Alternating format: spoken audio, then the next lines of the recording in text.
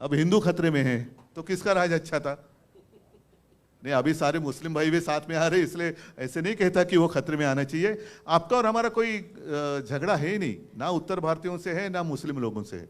दुनिया का सबसे ताकतवर आदमी देश का प्रधानमंत्री है 8 साल से, हिंदुत्ववादी है, हिंदू है, तो भी हिंदू आक्रोश कर रहे हैं। ये कौन सा हिंदुत्व है? ये कौन सा राज है? ये कौन सा रामराज है?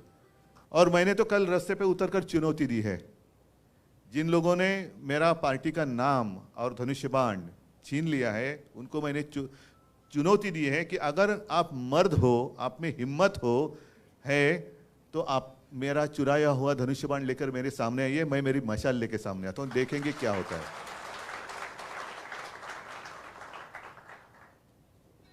एक बात जरूर कि पिछले 25-30 साल से भी ज्यादा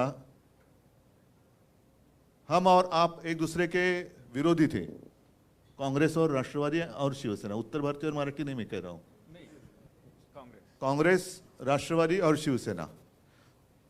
तो ऐसी कौन सी बात हो गई कि हम तो हिंदुत्ववादी थे? आज भी मैं कहता हूं मैं हिंदू हूं, मैंने हिंदुत्व कभी छोड़ा नहीं है और ना ही छोड़ूंगा। मैंने तो भाजपा को छोड़ा है, हिंदुत्व को नहीं छोड़ा है। भाजपा मतलब हिंदुत्व नहीं है, और उनका जो हिंदुत्व है वो हमारा हिंदुत्व नहीं है, वो हमें मंजूर नहीं है। मैं खुलेआम कहता हूं, जो मेरे पिताजी ने मुझे सिखाया वो हिंदुत्व ये नहीं है। और मेरे पिताजी की भाषा में कहें तो राष्ट्रीयत्व है हमसे हिंदुत्व है। हमारा जो हिंदुत्व है वो देश से जुड़ा हुआ है, लेकिन इनका जो हिंदुत्व है वो कैसे है कि आपस में लड़ाई लड़ाओ, आपस में झगड़ा कराओ, परिवार में झगड़ा लगाओ, पार्टी में झगड़ा चालू करो और सत्ता हासिल करो। कल कोई आया था पूना में, कहते हैं, उन्होंने पूछा क्या कैसे चल रहा है महाराष्ट्र में, तो कहा कि आज बड़ा अच्छा दिन है। तो क्यों? तो शिवसेना का नाम और चिन्ह हमने अपने साथ जो गुलाम आए हैं उनको दे दिया। तो व्यक्ति बोले बहुत अच्छा, मोगैम्बो खुश हुआ। ये मोगैम्बो है। मिस्टर इंडिया अगर आप याद करें तो उसमें यही है ना, मोगैम्बो यही चाहता था कि देश में एक दूसरे के साथ लड़ाई हो जाए, लोग आपस में लड़ते रहे और वो लड़ाई में व्यस्त रहेंगे तो मैं राज करूंगा। यही तो है आज के मोगैम्बो, यही तो है। वो भले हिंदू हैं, लड़ो, हमारे साथ है, वही हमारे, वो हिंदू हो या कोई हो, कोई उसका उस पर फर्क नहीं पड़ता। आप हमारे पार्टी में आते हो तो ही हिंदू हैं, और नहीं है तो आपने हिंदुत्व छोड़ दिया। आप मुझे बताओ, मैं तो जैसे आपने कहा इंतजार कर रहा हूं बीके में कब आप जनसभा करते हो। मुझे तो लोगों के सामने आना है, लोगों के बीच में आना है और पूछना है बताओ मैंने क्या गलती की है। 2.5 साल मैं मुख्यमंत्री था, कहां मैंने भेद किया है? आपस में लड़ाई कभी मैंने करवाई है? कभी शिवसेना ने आपस में लड़ाई की है? कभी नहीं। दुख इस बात का होता है कि 92-93 की जो आपने जिक्र किया, तो यही तो मेरे शिवसैनिक हैं। आज अनिल परब है, वायकर है, विनायक जे, ऋतुजाताई बसले त्यांचं तेव्हा रमेश होता, भाऊ कोरगावकर है, इकडे पण काही लोक असतील, ये तो हमारे सैनिक हैं जिन्होंने मुंबई को बचाया था। और आज जो हिंदुत्व की बात कर रहे हैं वो उस वक्त कहाँ थे? एड्रेस नॉट नोन, कहाँ गए पता नहीं। और आज बड़े सीना तान कर आ रहे, 56 इंच की छाती। अरे आपकी 56 इंच का जो सीना है उस वक्त कहाँ था? उसको तो पसीना आया था। आप कहते हैं 56 इंच का सीना, उस वक्त तो पसीना ही पसीना हुआ था। कल मैंने कहा कि एक जमाना जरूर था कि मीटिंग में, मोदी जी की मीटिंग में पब्लिक मोदी जी के नकाब मास्क पहनकर आते थे, लेकिन अब दिन बदली हो गए। अब मोदी जी को बाला साहब का नकाब पहनकर महाराष्ट्र में आना पड़ता है। और एक ऐसी गंदी हरकत कर रहे हैं। क्या आपको पसंद है जो भी चल रहा है? आपको पसंद है क्या? ये प्रजातंत्र है? अरे लड़ना है तो मैदान में लड़ो ना। आपको जो कुछ कहना है कहो, हमें जो कुछ कहना है कहेंगे, और जो जनता है वो निर्णय करेगी। वो सबसे ऊपर की अदालत है, बड़ी अदालत है वो जनता, उनको फैसला करने दो। यही तो लोकतंत्र है। लेकिन इनको लोकतंत्र मंजूर नहीं है। सब जो एजेंसीज है वो भेड़ियों की तरह से अपने ऊपर छोड़ते हैं। मैं कुत्ता इसलिए नहीं कहता, कुत्ता मुझे बहुत प्यारा है, कुत्ता ईमानी रहता है, वफादार होता है। भेड़िया का मतलब मानते हो ना, लांडगा, बरोबर ना? जरा हिंदी सीख रहा हूं मैं। लांडग्याला काय म्हणतात हिंदीत? काय म्हणतात बाबा? नाही, लोमडी म्हणजे कोल्हा. CR म्हणजे पण कोल्हाच होतो, भेडिया म्हणजे पण थोडक्यात लांडगा कळला ना तुम्हाला? हा तो शब्द काही असू दे, तो लांडगा हा लांडगाच असतो आणि लबाड असतो. लबाडा लांडगा ढोंग करते. वो पहले छोड़ना है, इनकम टैक्स को छोड़ो, इसको छोड़ो, उसको छोड़ो, सबको डराने के बाद मैं सबके साथ अकेला लड़ रहा हूं. अरे अकेला क्या, आपके भेड़िए तो सब पहले आए आए ना, उनके आधार पर आप लड़ रहे हैं. और एक उम्मीद थी, जरूर थी, एक सपना था, जरूर था. देश को एक मजबूत देश बनाना अपना सपना था वो आज भी है. क्योंकि जिनको हमने एक सपना देखकर वहां बिठाया वो खुद बलवान हो गए, लेकिन देश कमजोर हो रहा है. देश कमजोर हो रहा है. मेरा कर्तव्य सिर्फ मुंबई बचाना इतना ही नहीं है, मेरा कर्तव्य महाराष्ट्र बचाना इतना ही नहीं है. मेरा कर्तव्य, मेरा मतलब हम सबका देश को बचाना है. और आज अगर हम जागेंगे नहीं, मेरे पिताजी, ये बात तो प्रमोद महाजन जी ने एक मीटिंग में कही थी, भाषण में कही थी. राजेश जी तेव्हा तुम्ही मला वाटतं भाजपात असणार, सोबत होते बरोबर ना? कारण प्रमोदजी घरी यायचे, खूप चर्चा व्हायची, गोपीनाथजी यायचे. तो एक काळ जमाना वेगळा होता, एक खुलापन था. आज सारी चीजें शतरंज का खेल हो गई है. आज कहाँ अपनापन रहा ही नहीं. जो कुछ करना है वो शतरंज हो गया. आपको ये इतना, लेकिन शतरंज में भी कुछ नियम होते हैं. घोड़ा कैसा चलना चाहिए, हाथी कैसे जाना चाहिए, ऊंट कैसे जाना चाहिए. यहाँ तो कोई भी कैसे भी चलता है. तो प्रमोद जी ने कहा था, और ये सच है, वो जमाना था, वो सब अपने हिंदू लोग बिखरे हुए थे. और तब मेरे पिताजी ने प्रमोद जी को कहा था कि प्रमोद देख, एक ना एक दिन मैं तुझे इस देश का हिंदू बनकर वोट करते हुए दिखाऊंगा. तो प्रमोद जी ने कहा कि बाला साहब कैसे है पॉसिबल, उत्तर भारतीय अलग है, मराठी अलग है, दक्षिण भारत के अलग है, बीच में पंजाबी है, बंगाली है. तो ले देख तू क्या होता है कि नहीं. देख वो दिन तो आ गया, हिंदू बनकर वोट करने लगे. अभी हिंदू उठ गए, जाग गए. अभी जागा हुआ हिंदू खतरा भी हो सकता है. तो उनके आंखों में धूल फेकी जा रही है. तुम्ही उठलात, हिंदू उठले जरूर, पण उठल्यानंतर जागे झालेला हिंदू ह्याला जर का सगळं दिसायला लागलं तर पंचायत होणार. म्हणून मग जो नींद से जाग गए हैं उनके आंखों में धूल फेंकने का काम चल रहा है. मग कुठला तरी एखादा मुद्दा असा फेंकायचा. फिर वो जैसे चुनाव आते हिजाब का मुद्दा आया था, अब कहाँ गया हिजाब का मुद्दा? हाँ, फिर जैसे कुछ आता है तो गौवंश हत्याबंदी का मुद्दा निकालेंगे. कुछ आएगा तो मतलब हिंदुओं को ऐसे महसूस होना चाहिए कि अरे क्या हो रहा है. बीच में तो और एक मजेदार बात हुई. मुंबई में एक मोर्चा निकला था, हिंदू जन आक्रोश, हिंदू आक्रोश मोर्चा. याद है, देखा आपने न्यूज में देखा? हाँ, हिंदू आक्रोश. क्यों हिंदुओं को आक्रोश करना पड़ रहा है? दुनिया का सबसे ताकतवर आदमी, देश का प्रधानमंत्री है 8 साल से, हिंदुत्ववादी है, हिंदू है, तो भी हिंदू आक्रोश कर रहे हैं. ये कौन सा हिंदुत्व है, ये कौन सा राज है, ये कौन सा रामराज है? और कांग्रेस का जब राज था तो आपको पता है एक नारा लगाया जाता था, इस्लाम खतरे में है. अब नारा बदली हो गया, अब हिंदू खतरे में है. तो किसका राज अच्छा था? नहीं, अभी सारे मुस्लिम भाई भी साथ में आ रहे, इसलिए ऐसे नहीं कहता कि वो खतरे में आना चाहिए. आपका और हमारा कोई झगड़ा है ही नहीं, ना उत्तर भारतीयों से है ना मुस्लिम लोगों से है. जो भी इस देश को अपना देश मानता है, अपनी मातृभूमि मानता है. और जैसे आपने कहा कि उत्तर प्रदेश तो आपकी मातृभूमि है, ये कर्मभूमि है, आपको आदर दिया है, तो इस देश के प्रति आपका एक कर्तव्य बनता है. तो यही है कि इस देश को अपने मातृभूमि मानने वाला हर कोई वो हमारा भाई है, वो हमारा भाई है. और आते आते मुझे थोड़ी देर हो गई इसलिए क्योंकि घर में भी कुछ उत्तर भारतीय आए थे. नहीं, सच्चे आए थे. अलग वो उत्तर प्रदेश से आए थे. आज ही के दिन, आज शाम को जा रहे, तो उन्होंने पूछा आप अगर होंगे तो हम मिलना चाहते तो आइए. तो मैं यही उनको कह रहा था कि देखो हमारा हिंदू तो कैसा है, जो मेरे पिताजी ने हमें सिखाया. एक पिछले 3-4 सालों की बात है, आप भूल गए होंगे या आपने शायद पढ़ा भी नहीं होगा. एक अपना फौजी था कश्मीर में, वो छुट्टी लेकर घर जा रहा था परिवार को मिलने के लिए. जब आतंकवादियों को पता चला कि ये अभी छुट्टी लेकर अकेला जा रहे, बीच में उसको किडनैप किया गया, त्याचे हालहाल केले आणि कुछ दिनों के बाद एकदम छिन्न विछिन्न झालेलं त्याचं शरीर, उसका मृतदेह कहीं पे मिल गया. वो अपना था कि नहीं था, जिसने देश के लिए कुर्बानी दी है. अभी मैं अगर कहूं कि हाँ वो मेरा भाई था, तो आप बोलेंगे लेकिन आपको नाम पता है क्या है? उसका नाम था औरंगजेब। औरंगजेब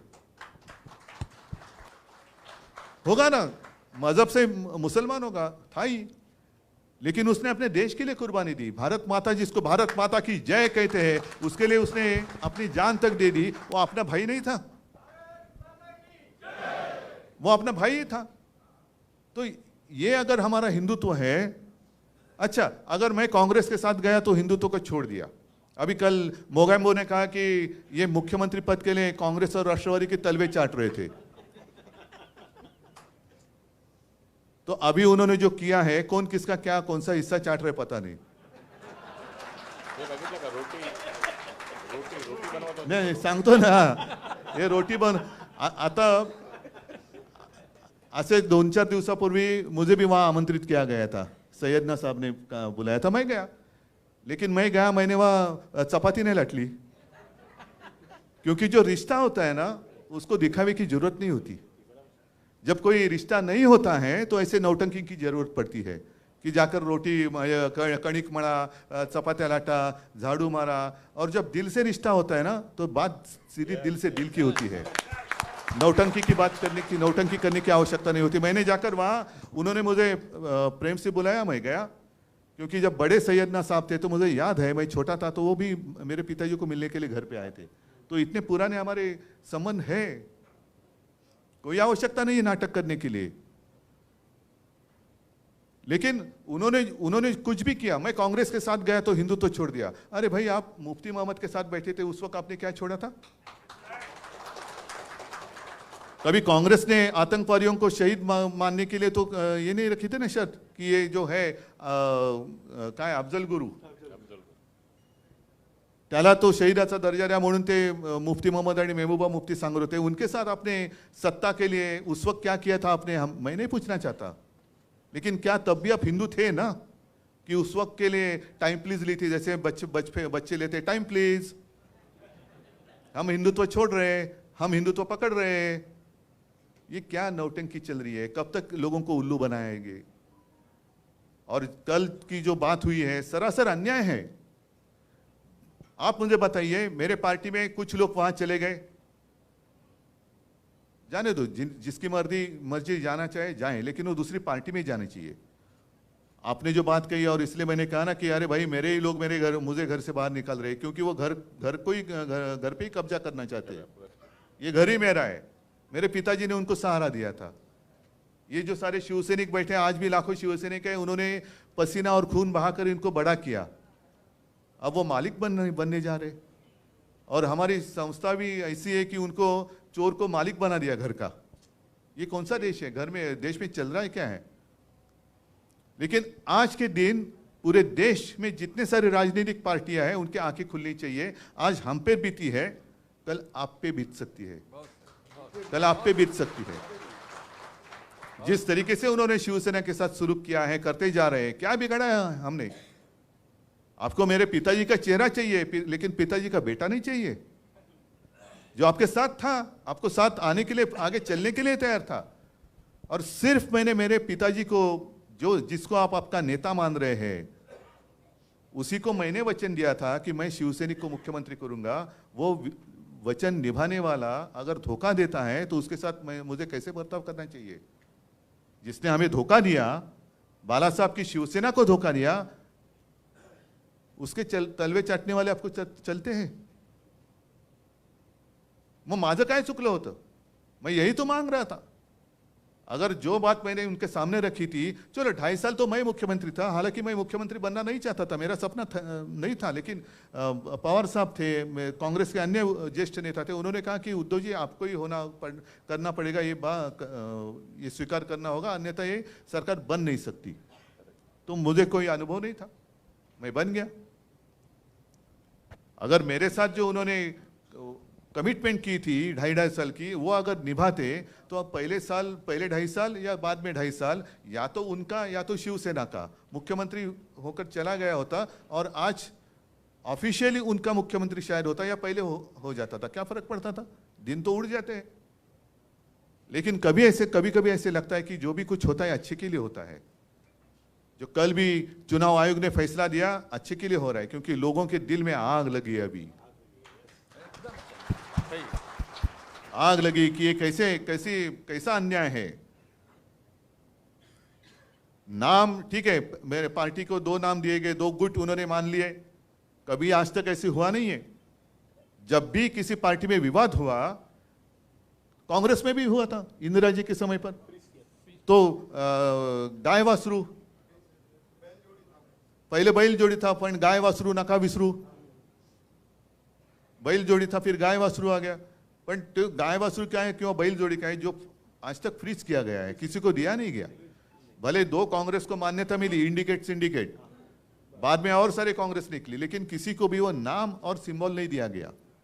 तो आज भी मेरी अपेक्षा यही थी कि शायद उसी तरीके से कुछ करेंगे, उनका एक गुट और हमारा एक, जैसे उन्होंने वो मान्यता दी ना, त्यांनी नाव घेतलं होतं बाळासाहेबांची शिवसेना। मुझे नकाफी की जरूरत नहीं है, मैं सीधे नाम लेकर लोगों के सामने जा रहा हूं, क्योंकि मेरे पिताजी ने कहा है कि उद्धव तू जैसा है वैसे लोगों के सामने जा, लोग स्वीकार करेंगे या नकार देंगे। तो मैं तो सीधा नाम लेके जा रहा हूं, शिवसेना उद्धव बाळासाहेब ठाकरे है मंजूर, आ जाओ साथ। आपने धनुष्य बाण फ्रीज किया था, मैंने मशाल ले ली। अब शायद ये भी वो कर सकते, क्योंकि इतनी नीच और गंदी राजनीति कर रहे हैं कि शायद वो हमारी मशाल भी ले सकते हैं। तो चलो, आज मशाल दी है ना, हमने तो ली है, उन्होंने चोरी का धनुष्य बाण लेकर सामने आने की मैंने जो चुनौती दी है, हो जाने दो ना, क्यों डर रहे हैं आप? पूरी सत्ता ताकत आपके पास है, धनुष्य बाण भी आपके पास है। लेकिन जैसे मैंने कहा कि शायद आप धनुष्य बाण को चुरा सकते हैं, लेकिन ये लोगों के दिल में बैठा हुए राम को नहीं चुरा सकते आप। उनके दिल में जो बैठा हुआ राम है, उसके आशीर्वाद जब तक मेरे साथ है, तो भले धनुष्य बाण आपने चुरा लिया तो भी मेरा कुछ बिगड़ नहीं सकते। और अभी मुंबई को दासी बनाने की बात चल रही है। मुझे तो अभिमान है, पिछले 25 साल ऐसे नहीं कि मुझे उत्तर भारतीयों ने बिल्कुल वोट नहीं दिया ना, जरूर दिया। मराठी तो है ही, लेकिन उत्तर भारतीय भी लोग मेरे साथ रहे, गुजराती भी रहे, मुस्लिम लोग भी है। हमारे बेरामपाड़ा से त्याचं काय नाव आपलं, हाजी अली नगरसेवक आहे। म्हणजे आपण विचारच करू शकत नहीं, अरे बेरामपाड़े शिवसेनेचा नगरसेवक, अभी तो और अच्छी लीड से आएगा। जीएसटी लगा दिया, जो मुंबई महापालिका और राज्य सरकार का डायरेक्ट इनकम जो था वो तो बंद कर दिया। और आपको याद होगा कि कोरोना के समय पर मैं और अजीत दादा पवार हमेशा कहते थे, आज की स्थिति पता नहीं मुझे, जब भी कभी पूछते थे हम हमारे फाइनेंस सेक्रेटरी को, साहब 20 करोड़ से ज्यादा ही केंद्र सरकार से जीएसटी आना बाकी है, जो हमें समय पर मिलना चाहिए। तो जसं पैसा बँकेत ठेवून विकास होत नाही, तसा राज्याचा आणि मुंबईचा पैसा केंद्राच्या खिशात ठेवून सुद्धा राज्याचा आणि मुंबईचा विकास नाही होणार। निदान मुंबईचा हक्काचं जे काय आहे, महाराष्ट्राच्या हक्काचं आहे ते तर द्या ना, हमें भीख नहीं चाहिए आपकी, दिल्ली की भीख नहीं चाहिए मुंबई को। मुंबई तो पसीना बहाने वाली नगरी है, पसीने की कमाई तो दे दो। आपको पसीना भी नहीं बहाना है, सारे उद्योग आप महाराष्ट्र से गुजरात लेके जा रहे हैं, सगळ्या गोष्टी मुंबईच्या बाहेर, महाराष्ट्राच्या बाहेर, आणि वरती येऊन उपकार केल्यासारखं काही ते तोंडावरती तुकडे फेकून जायचं आणि मुंबई आपली दासी बनवायची। त्याच्या आड शिवसेना येते, उद्धव ठाकरे येते, खत्म कर दो इनको पॉलिटिकली। आपके ऊपर है। मी तुम्हाला सांगितलं, मला माझ्यासाठी तर काहीच मी मागत नाहीये। तुम्ही जेव्हा पब्लिक मीटिंग घ्याल, मी माझी दसरा मेळावा असतो तसंच आणखीन परत मीटिंग तर मी घेणारच आहे। मी तर लोकांवरती सांगणार आहे, मी तुम्हाला हवा असेल तर तुम्ही सोबत राहा। आज तर माझ्या हातात काहीच नाही आहे माइक शिवाय, सिर्फ माइक है जिस माइक के माध्यम से मैं मेरे दिल की बात आपसे कह सकता हूँ। मन की बात नहीं, मेरे मन में कुछ और चलता होगा। मनातले मांडे आपण म्हणतो, पण मैं दिल की बात करने वाला हूँ,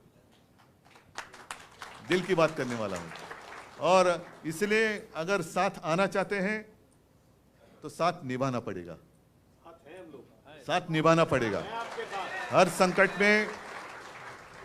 संकट में साथ रहना होगा। हाथ उठा के बोलिए, हम तुम्हारे साथ हैं। नहीं, और इसलिए आपने जो कोरोना की बात सच है। थोड़ी सी वो एक याद कोविड की बात करूं, अभी शायद कितने तारीख को लॉकडाउन हुआ था, 23 से 24 22 22 उसके शायद उसके एक वीक पहले से मैं चीफ मिनिस्टर था, मैंने ऐसे ऐसे कुछ चीज़ें बंद करना शुरुआत की थी। कुछ चीज़ें मतलब पब्लिक प्लेसेस, मॉल बंद करो, नाट्यगृह बंद करा, सिनेमा हॉल बंद करा, रेस्टोरेंट। लोगों को एक आदत होनी चाहिए, एकदम झटका नहीं लगना चाहिए। और उस वक्त मैं लगातार केंद्र के साथ कांटेक्ट में था कि मैंने उनको कहा कि कुछ यहाँ बाहर से जो लोग आए हुए हैं, उत्तर भारत से है या कहीं से भी है, वो घर लौटना चाहते हैं। उनको घर लौटने के लिए मुझे ट्रेन दे दो, मैं पैसे देने के लिए तैयार हूँ, लेकिन उनको अगर वो घर जाना चाहते हैं तो घर जाने दीजिए। क्योंकि एक मानसिकता होती है, कुछ भी होता है तो अरे घर चलो भाई, घर चलो भाई, अरे घर चलो क्यों, यहाँ नहीं नहीं नहीं घर जाएंगे। तो ठीक है ना, घर जाना चाहते हैं तो घर जाने। तो मुझे कहा गया कि नहीं नहीं नहीं उद्धव जी अभी कैसे, अभी तो मुश्किल है। फिर लॉकडाउन हो गया। लॉकडाउन होने के बाद मैंने उस वक्त भी कहा था कि देखो लॉ एंड ऑर्डर की सिचुएशन खराब हो सकती है। लोगों को ज़्यादा समय तक मैं, ये कोई इमरजेंसी नहीं है कि लॉक करके, लॉकडाउन मतलब घर का दरवाज़ा लॉक करके उनको अंदर बंदी बनाई जाए, ऐसे नहीं है। तो नहीं नहीं नहीं अभी नहीं अभी नहीं अभी नहीं। फिर जो हुआ, लोग बाहर निकले, तो भी मैंने आदेश दिए थे की जहां भी इनको अगर हम रोक कर उनकी निगाह मतलब त्यांची निगराणी आपण चांगली ठेवू शकू ते करा। मग जवळपास 7.5 लाख लोकांना एक महीनाभर हम वो जहां भी रहे वहाँ कैंप बनाए, खाना तो दिया, साथ में डॉक्टर्स भी रखे, लेकिन फिर भी वो सारी इंसान है। एक दिन वो बांध भी टूट गया और लोग चल पड़े रास्ते पे, पटरी पर चलने लगे। एक दो लोग तो ट्रेन के नीचे ऐसे कुछ बेचारे उनकी जान भी गई। और तब भी मैंने, अनिल परब मंत्री थे, परिवहन मंत्री, अनिलला सांगितलं, म्हटलं अनिल सगळ्यांना एसटी दे आणि सगळ्या 7.5 लाख लोकांना त्यांच्या गावाच्या सीमेपर्यंत सोडलं। अनिल परबच मंत्री होते। 7.5 लाख लोगों को मैंने उनके गांव की सीमा तक छोड़ा। कुछ लोगों को उन्होंने कहा कि नहीं हमें यहाँ तक छोड़ दो, फिर हम स्टेशन रेलवे, महाराष्ट्र के बाहर हम रेलवे से जाएंगे। फिर ऐसे सारे लोगों को हमने किया, जो कुछ कर सकते थे किया। त्यावेळेला आम्ही हे बघितलं नव्हतं की मी तर खरं सगळ्यांना सांगत होतो की आप कहीं जाइए मत, आप यहीं पे रहिए, कुछ नहीं होगा, हम आपका ख्याल रखेंगे। नहीं लेकिन हमें घर जाने दो। तो ठीक है आपकी मर्जी। आता त्यावेळेला घरी गेल्यानंतर वो भी एक वीडियो आए थे, पूरे लोग रास्ते पे रुके हुए हैं और पानी भी नहीं पीने के लिए, कुछ नहीं, ये नहीं वो नहीं। वो बोल रहे थे इससे अच्छा तो महाराष्ट्र था, महाराष्ट्र था। तो ये बात है। तो यही मैं कहता हूं कि हम साथ में रह रहे तो सुख में और दुख में हम साथ एक दूसरे के साथ रहे।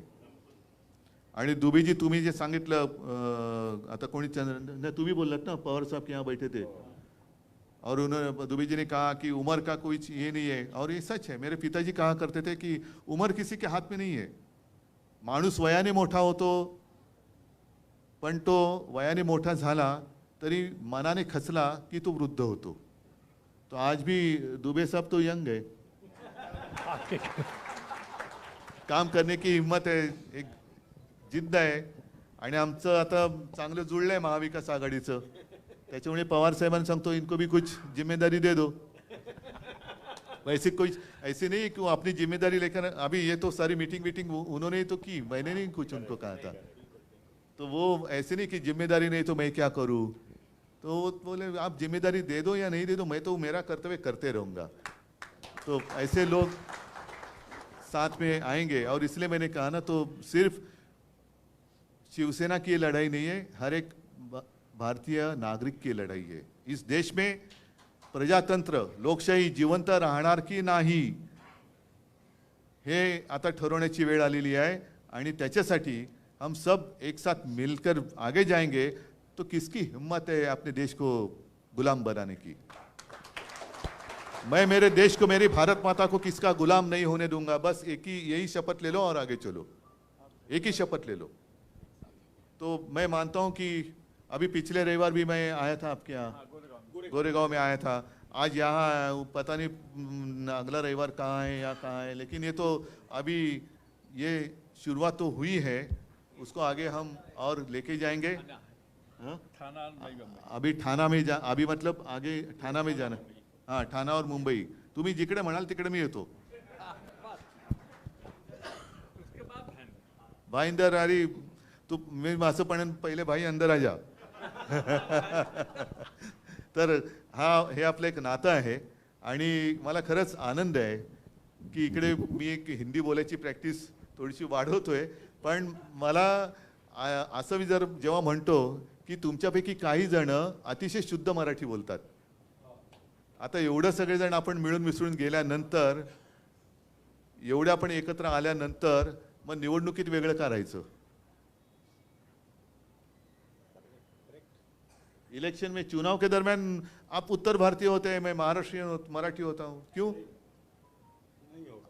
आता सगळे आपण आहोत ना. जसं मी हिंदुत्वाची हे सांगितले तुम्हाला काय आहे, भाषा सांगितली, आणखीन सगळ्या गोष्टी सांगितल्या. तर आपण आता काल अमित शाह आए थे, उन्होंने कहा कि दूध का दूध पानी का पानी हो गया. अब तक तो सुप्रीम कोर्ट का फैसला बाकी है और दूध का दूध पानी का पानी हुआ नहीं है. आपने तो दूध में नमक डाला है,